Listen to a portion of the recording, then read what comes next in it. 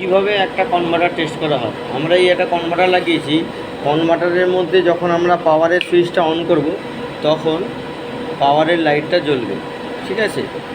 এবার আমাদের যখন ফাইবার দিয়ে এটাকে কানেক্ট করা হবে, টিএক্স এবং আরএক্স যখন পেয়ে যাবে তখন এর মধ্যে আরও দুটো তিনটে লাইট জ্বলে যাবে। যে আমি কানেক্ট করছি,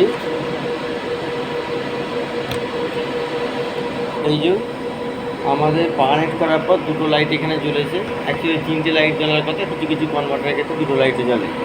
এবার আমাদের যখন ল্যান কেবিলটা দিয়ে যখন কানেক্ট করব, ঠিক আছে, তখন আমাদের 6টা লাইট জ্বলে যাবে।